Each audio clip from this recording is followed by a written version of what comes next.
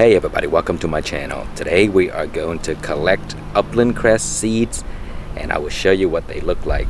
So Upland Cress is an amazing vegetable that grows really well in the winter time or the fall or the spring. They're very hardy. So if you live in places like Texas and if we don't get crazy cold temperature that lasts for too long, they can grow all year. They taste best in the cool months, but they will grow in the summertime as well. The only thing is that they do get a little tough and has a little bitterness to them if you grow them in the hot months. But they're very nice and easy to grow. They grow vigorously, and you know, the more leaves you pick, the more they come back. And they're great. I mean, they taste a little bit like the regular watercress, except they're a little bit tougher and a little bit more bitter. And I actually like the bitterness in these type of plants. So today we are going to harvest some seed. I'll show you what they look like, and then you know, we'll collect and save them and then grow them next year. So let's go ahead and go find the seeds. Okay, here is the patch of greens where their seeds are ready. And so once they sprout the little baby seeds, they have these little pods like this, and then the pods will grow and grow and grow, and then they will look like these little needle thing.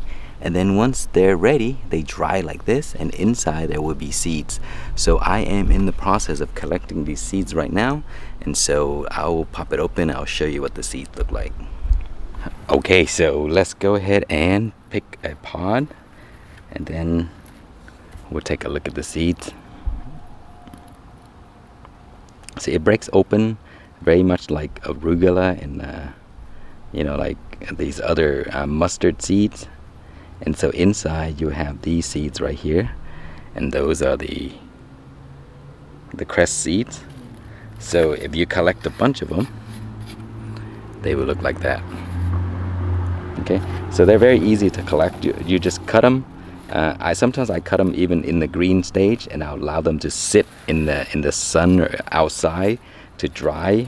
And then once they're dry to this color, I'll just pop it into a bowl like this, and then the seed will fall, and I'll just leave it like that.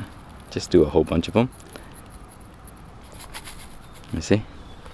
And then if you blow at it, you see that?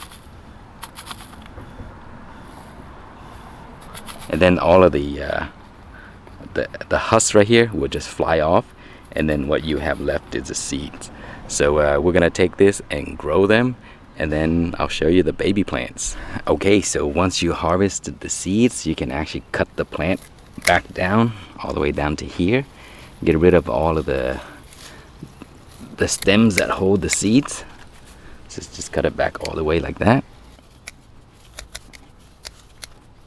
Okay, and then from these they will start over and grow again, so you get more leaves. So again, as I mentioned, these grow well in the cool months, and so in the summertime they do grow a little tough and they don't taste as good because they do have a stronger bitterness. But in the springtime they're much better. So you can leave these to grow for a while. They won't die, they'll just keep growing back, and then you get some more harvest. Okay, we are going to grow this so I can show you what the baby plants look like.